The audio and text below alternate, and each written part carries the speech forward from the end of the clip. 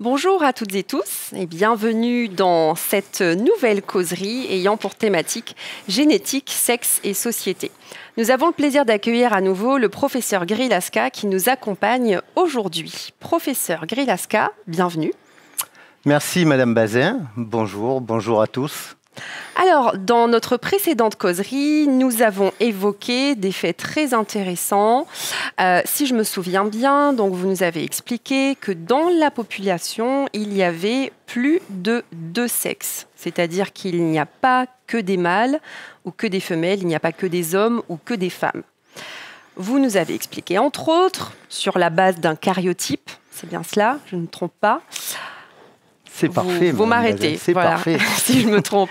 Que sur les paires de chromosomes sexuels, il n'existait pas donc que des XY ou que des XX.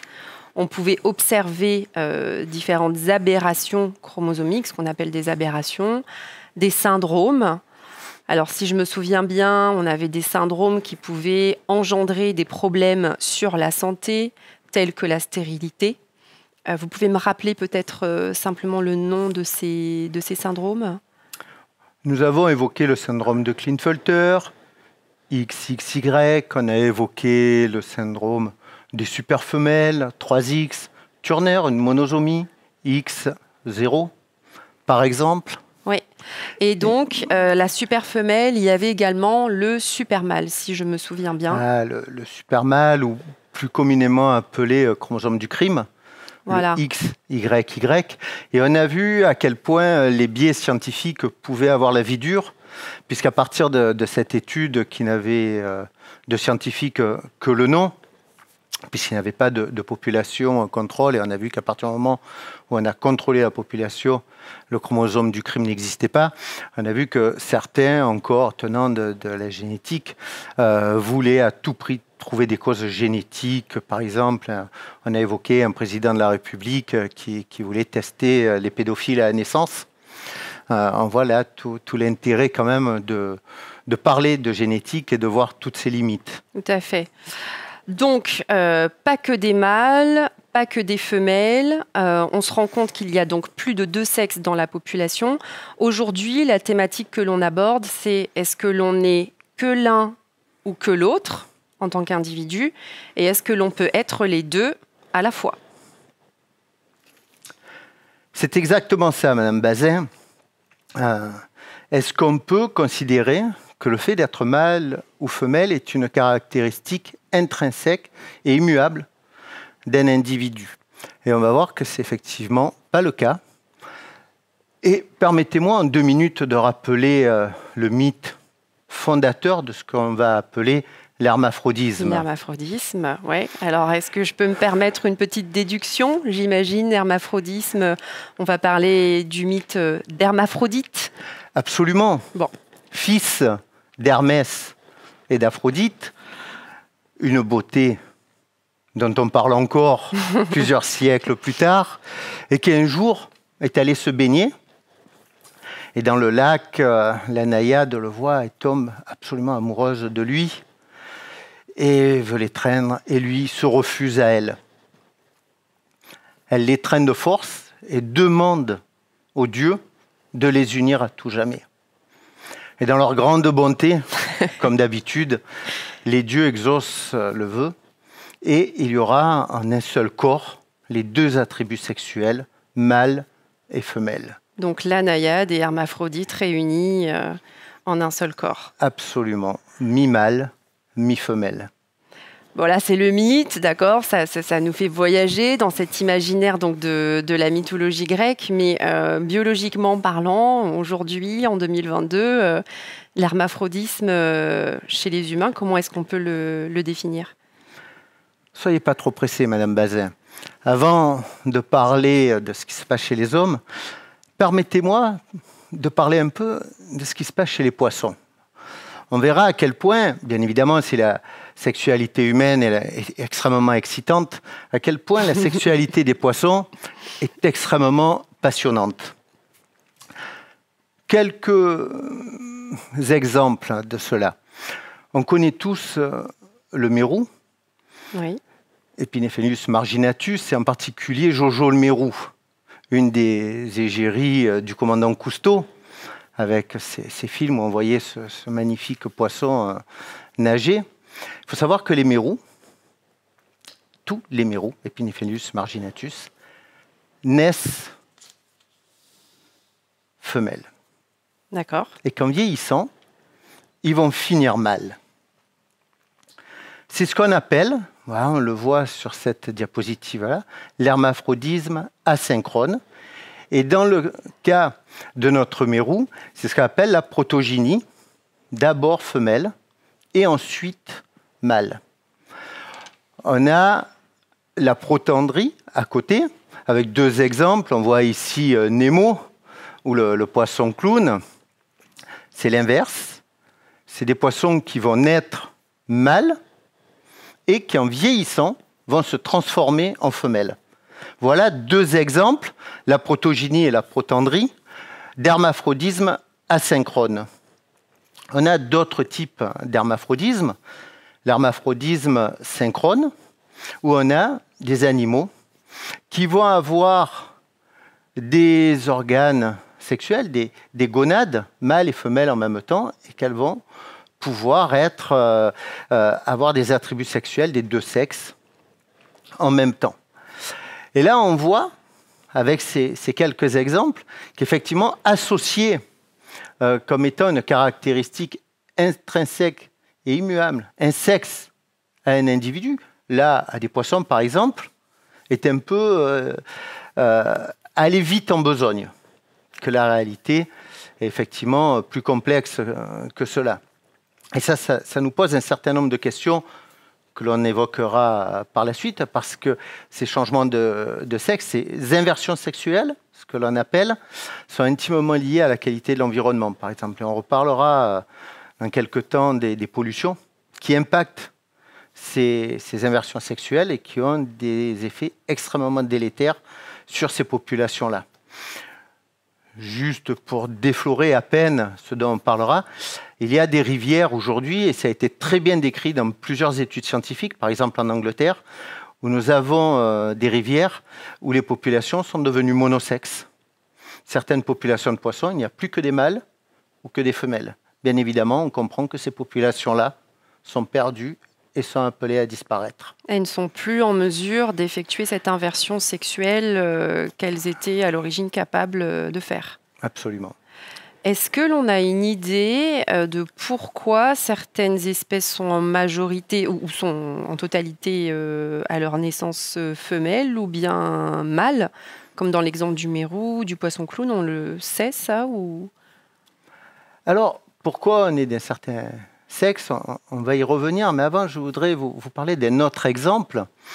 On a parlé là de l'âge qui va transformer un individu, pour le mérou par exemple, de femelle à mâle, ou pour la dorade aussi, comme le poisson clown, elles naissent femelles et elles finissent mâles. Alors d'ailleurs, on voit là la complexité que peuvent avoir certains aquaculteurs, certains éleveurs de poissons. Ouais. On voit bien là qu'on ne va pas reproduire des animaux qui vont changer de sexe, comme des animaux qui ont un sexe attribué à la naissance, qui sont mâles ou femelles à la naissance, avec tous les indéterminés d'ailleurs, que nous avons évoqué dans des causeries précédentes.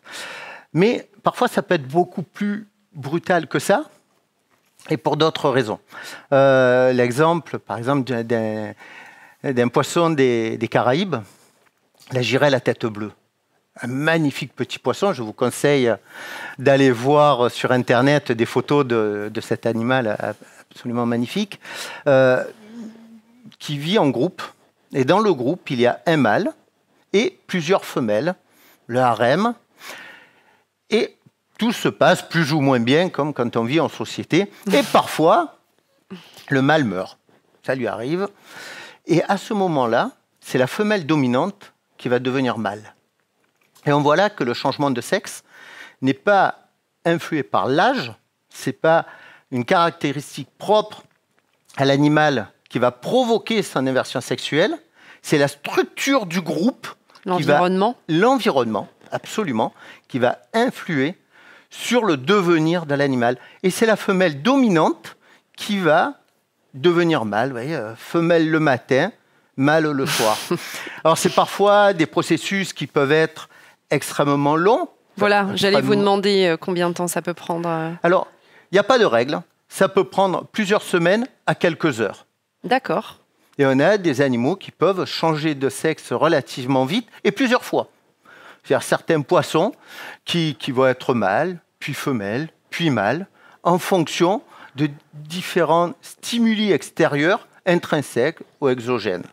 Alors, ce qui veut dire, excusez l'usage de termes un peu peut-être vulgaires au sens pas vraiment scientifique que je vais employer, mais que les caractéristiques du mâle ou de la femelle, finalement, sont comprises déjà dans l'organisme de ce poisson à la base, et puis il peut décider d'en user au moment où il en aura le plus besoin. Effectivement, on a des animaux qui sont soit déterminés, et dont la détermination peut être inversée, c'est-à-dire on peut être à un moment donné déterminé pour être un mâle ou pour être une femelle, et puis les circonstances font que l'on va pouvoir être inversé et changer de sexe. Et le déterminisme du sexe, parce que la question qui est derrière, c'est pourquoi est-on à l'origine mâle ou femelle? J'allais y venir, oui. Ah, je vous devance. Pour une fois, d'habitude, Madame Bazin, c'est vous qui êtes toujours trop pressée. Donc, à l'origine, pourquoi sommes-nous... sommes-nous, quand je dis sommes-nous, on parle des poissons pour le moment. Pourquoi les poissons sont-ils soit mâles, soit femelles? Et quelle est l'explication de ce déterminisme? Alors, les raisons de se déterminer, les causes de ce déterminisme sont nombreuses. Et si on regarde ce qui se passe chez les poissons, voilà une diapositive qui le montre bien. Nous avons parlé chez les humains du déterminisme du sexe qui était porteur par des chromosomes, XX chez la femelle, XY chez le mâle, avec ce petit commutateur oui. SRY, que vous vous souvenez. La première causerie, on en a parlé. Absolument. Tout à fait. Ce gène qui est porté par le chromosome Y. Et qui va envoyer l'individu vers un développement masculin. Ouais. Ben, chez les poissons, on retrouve la même chose, ce déterminisme chromosomique. Donc, on a des poissons qui peuvent être mâles ou femelles en fonction des chromosomes qu'ils vont porter, X ou Y. Mais on a aussi, et là, on va parler du sexe hétérogamétique, c'est-à-dire le sexe qui a les deux chromosomes différents, X et Y. Hétéro, oui. Dans le cas de l'homme, par exemple, c'est l'homme avec un petit H, le mâle qui a le sexe hétérogamétique avec un X et un Y, et la femme qui a le sexe homogamétique avec ses deux X. Et on a d'autres systèmes chromosomiques chez certains poissons, chez les oiseaux, où c'est le sexe, c'est le mâle qui a le sexe homogamétique. Et ça, on parle d'un système ZZ ou ZW. D'accord. On a aussi des systèmes où un sexe n'a qu'un seul chromosome. C'est par exemple le système ZZ, Z0 ou XX, X0. On voit que là... Ça fait beaucoup de lettres. Ça fait beaucoup de lettres. Voilà, j'ai révisé mon alphabet avant de venir, effectivement. Mais c'est du déterminisme chromosomique. Mais chez les poissons, on peut retrouver un déterminisme qui n'est pas chromosomique. Par exemple, c'est ce qu'on appelle le TSD, Temperature Sex Determination, où c'est la température, donc l'environnement, qui va déterminer le sexe de l'organisme. C'est ce qui se passe, par exemple, chez les crocodiles, chez certaines tortues, où le sexe de l'individu est déterminé par la température d'incubation des œufs. D'accord. Et les œufs qui sont à la périphérie du nid ont moins de chaleur que les œufs qui sont au centre du nid. Oui. Et là, c'est la température, le différentiel de température qui va influer sur le sexe de l'organisme. Et voilà un impact important du dérèglement climatique, du réchauffement, où on va avoir mécaniquement des nids qui peuvent être un peu plus chauds et avec des populations qui vont devenir de plus en plus déstabilisées d'un point de vue ratio mâle et femelle et qui vont aller tendre vers un sexe. Vers un sexe au lieu des deux. D'être en équilibre. Hein, absolument. Au final, ouais. Et on peut mettre en difficulté, effectivement, un certain nombre de populations. Et on est un certain nombre de scientifiques à se poser cette question-là. Quel va être l'impact du réchauffement climatique sur un certain nombre de populations où le sexe est déterminé par la température? Tout à fait. Vous aviez évoqué la pollution également qui pouvait avoir cette même conséquence au final. Absolument. On sait qu'une des plus grands dangers aujourd'hui de pollution qui est posée, c'est celle des perturbateurs endocriniens. Mais nous en reparlerons un peu plus tard, Madame Bazin. On y reviendra, bien. Donc c'est un déterminisme sexuel, on le voit, qui est particulièrement complexe. Hein, donc 24 000 espèces. Bon, lorsque l'on parle de l'espèce humaine, hein, il s'agit d'une espèce, tout simplement. Donc on a ce commutateur, hein, comme vous disiez, le Y. Donc c'est très complexe dans le monde animal. Pour en revenir aux humains, si vous me le permettez, maintenant, le mécanisme de changement de sexe dans l'espèce humaine. Comment cela se passe? Alors, avant de parler de changement, revenons un peu à notre mythe fondateur du monde, d'Hermaphrodite, qui a donc ce corps avec deux identités sexuelles, mâle et femelle, qui a été donc étudié, et on sait qu'on a des individus qui ont des caractéristiques des deux sexes. Alors on ne parle plus vraiment d'hermaphrodisme, mais on parle plutôt d'intersexe. Ouais. Et on a tout un gradient. Si on revient à notre polarité, les mâles et les femelles, et bien en fait on s'aperçoit qu'on a tout un gradient entre le mâle et la femelle. Et on a ce que l'on appelle alors l'hermaphrodisme vrai, où on a un individu qui, comme hermaphrodite, a les deux tissus sexuels, c'est-à-dire aussi bien des testicules que des ovaires. D'accord, les organes. Qui a les deux, effectivement. Et puis on a toutes sortes d'autres hermaphrodismes, le pseudo-hermaphrodisme féminin, le pseudo-hermaphrodisme masculin. Mais aujourd'hui, on va plutôt parler d'intersexe avec beaucoup de phénotypes associés, avec des individus à phénotype femelle, mais qui peuvent avoir des organes externes masculinisants, des individus à phénotype mâle et à génotype mâle, caryotype mâle, mais qui peut avoir des organes sexuels féminisants. En fait, on a une grande complexité de phénotypes. Une diversité, de cas, d'accord. Extrêmement importante dans la population humaine. Alors, d'inversion sexuelle. Donc, on voit que là, on peut avoir ce que l'on appelle un hermaphrodisme synchrone. C'est un individu, ce qu'on appelle l'hermaphrodisme vrai, qui a à la fois des tissus sexuels mâles et femelles. Au même moment. Au même moment. Ouais. On n'a pas, à ma connaissance, spontanément d'individus qui vont changer de sexe. Pour autant, ça a été décrit plusieurs fois, des organes sexuels qui vont changer essentiellement à la puberté. Avec des petites filles, ça a été décrit, qui à la puberté vont avoir un développement de pseudo-pénis, par exemple. Donc on peut avoir cette transformation dans le temps, mais on sait à quel point la puberté est un chamboulement énorme, et ces changements sont visibles, et bien là ils le sont plus chez certains individus. Par contre, revenons à ce que nous avions déjà discuté au préalable avec nos 6 sexes. Vous vous souvenez, notre sexe chromosomique, notre sexe hormonal, notre sexe gonadique, notre sexe phénotypique et notre sexe psychologique. Et puis le sexe sociétal, ce que l'on nous attribue. Et ce que l'on appelle la normalité, c'est quand ces 6 sexes sont alignés. Mais on sait que ce n'est pas la totalité des individus. Et puis, il y a des individus qui se sentent femelles dans un corps de mâle et inversement. Et il y a un cas d'inversion sexuelle qui est une fille qui est née, s'appelait Tracy, et puis qui se sentait homme, mais prisonnier, c'est bon, dans un corps de femme. Ouais. Donc en Amérique, elle a fait toutes les démarches pour changer de sexe.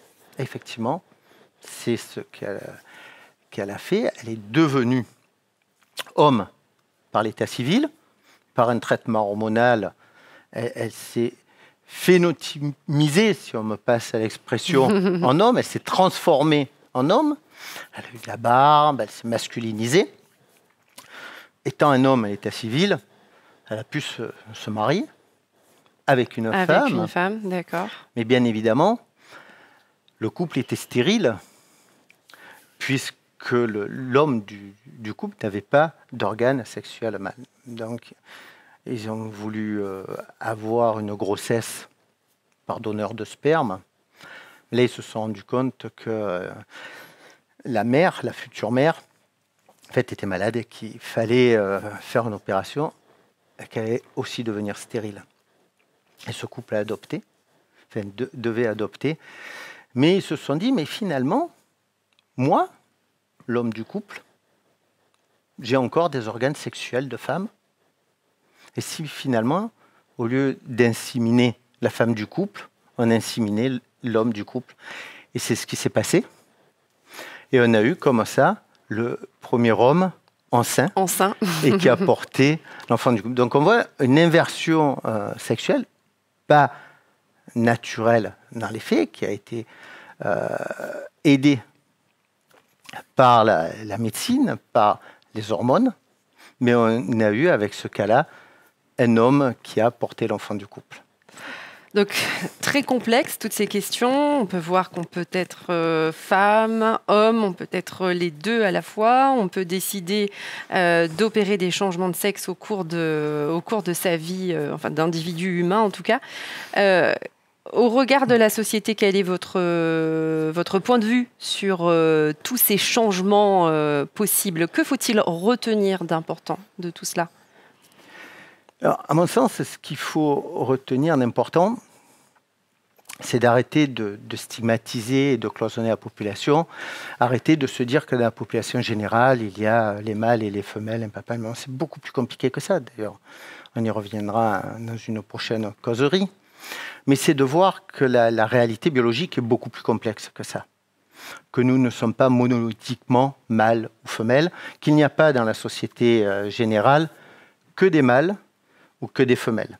Et donc, il faut une bienveillance accrue avec, effectivement, toutes ces personnes qui se sentent mal dans cette catégorisation entre ces deux sexes-là.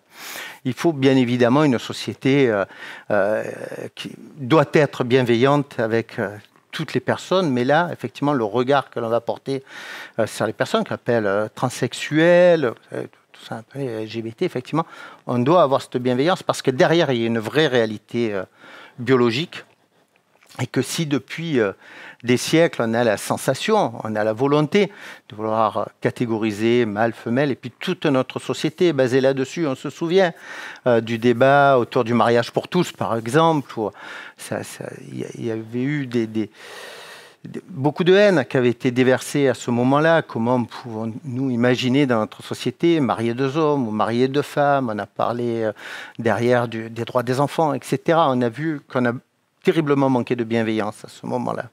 Et je dirais que là, les preuves biologiques nous poussent à beaucoup plus d'humilité par rapport à ce qu'on croit être des dogmes ou des vérités, et nous poussent à la bienveillance. Ça, c'est le premier point. Et puis, il y a des sociétés, d'autres pays, qui ont cette bienveillance-là. Nous, en France, à la naissance, on nous attribue un sexe. On nous catégorise. Et puis derrière, il va y avoir tout ce que l'on fait autour, parce que on a parlé du genre déjà, et bien forcément, une petite fille, on va l'habiller en rose, on va lui donner des poupées, et un petit garçon, on va lui donner des revolvers, on va l'habiller en bleu.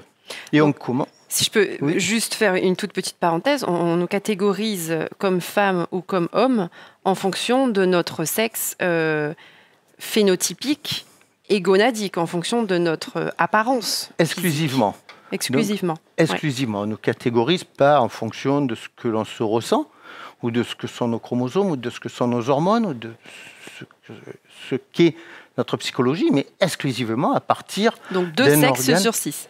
Voilà. Absolument. Absolument, Madame Donc Bazin. pas la majorité. Donc loin de là. Et on voit les drames qu'il y a derrière, des personnes qui se sentent contraintes là-dedans. Et puis surtout, derrière, il va y avoir tout ce que la société va entraîner. Tu es une petite fille, donc tu feras tel métier ou tu feras telles études, même si ça commence à s'atténuer et ça va dans le bon sens. Mais quand même, on se souvient, il n'y a pas très longtemps, le droit des votes des femmes a été un débat. Toutes les femmes ne pouvaient pas faire tous les métiers qu'elles voulaient, etc. C'était du genre, ça. C'était, on t'attribue, puisqu'on t'attribue le sexe féminin à la naissance, on va t'attribuer des droits et des devoirs. Voilà, donc là, il y a certains pays aujourd'hui, en Europe, où on va dire un individu à la naissance, ben voilà, c'est un gamin, il est en bonne santé, on est content, on ne lui attribue pas de sexe. Et on attendra que lui, à un âge où on estime qu'il est mature, eh bien, il pourra choisir d'être mâle, femelle ou indéterminé. C'est peut-être le début d'une bienveillance de société. Et je voudrais revenir sur un point qu'on a évoqué aussi rapidement. On a vu que certains poissons, par exemple, font une inversion sexuelle et que l'environnement, là, a une emprise extrêmement importante. Si aujourd'hui, on met des perturbateurs endocriniens dans l'environnement, certaines hormones, certains phtalates, etc., on en reparlera dans une prochaine causerie, Madame Bazin, mais ça va jouer sur la structure de la population et sur le devenir même de ces populations. Je vous ai parlé de rivières anglaises où il y a certaines populations de poissons qui sont devenues monosexes. Oui. Est-ce que là, je vous parlais de bienveillance tout à l'heure, est-ce qu'on n'a pas aussi un devoir de bienveillance par rapport à notre écosystème et se dire que l'ensemble des polluants que l'on met, eh ben, une emprise sur le déterminisme du sexe de certains animaux, et par cette pollution-là, on change les écosystèmes. Est-ce qu'on ne doit pas aussi, avec les preuves que l'on a là, devenir raisonnable sur notre emprise sur l'environnement? En tout cas, c'est intéressant que le mot bienveillance ressorte plusieurs fois et envers donc différents types de populations, que ce soit la population humaine ou les populations animales. Juste, permettez-moi de reprendre un exemple que vous avez évoqué, cet exemple de Tracy, donc, qui était à l'origine femme, qui a changé de sexe et qui a pu enfanter. Cela m'amène à vous poser une dernière question peut-être. Il faut donc, on est d'accord, être deux individus pour pouvoir engendrer un processus de reproduction. Bon, on a vu que, bien entendu, il y avait eu un don de sperme et qu'elle, portant toujours ses gonades féminines, elle avait pu porter cet enfant. Mais on est bien d'accord sur ce processus. Je serais beaucoup moins péremptoire que vous, Madame Bazin. Sommes-nous sûrs que pour faire un enfant, il faille un papa et une maman? Je vous laisse cogiter, mais je suis sûr qu'on en reparlera dans une prochaine causerie. Vous voulez dire qu'un individu seul pourrait éventuellement engendrer un acte de reproduction? Je n'ai effectivement pas dit le contraire. Très bien, professeur Grelasca. Bon, je vois que nous avons encore de nombreux sujets très intéressants à aborder dans le cadre de ces causeries. Et encore une fois, je fais le constat que cette science, la génétique, peut nous amener à aborder bien d'autres domaines que la génétique en elle-même. La protection des espèces, l'éthique, voilà, tout ce qui peut tourner autour justement de ces constats et de ces recherches en génétique. Merci en tout cas. Encore de votre présence. On se retrouve donc très prochainement, si j'ai bien compris, autour de la reproduction. On verra sous quelle forme. Je vous dis donc à très bientôt. À très bientôt. Merci, Madame Bazin. Merci beaucoup. Mesdames et messieurs, nous vous retrouvons donc très bientôt, toujours sur les chaînes de l'Université numérique de La Réunion, chaîne YouTube, page Facebook. Je vous invite à nous retrouver donc pour une prochaine causerie sur ces thématiques qui, comme vous l'avez compris, donc, sont encore très riches et que nous allons continuer à creuser. Merci beaucoup et à bientôt.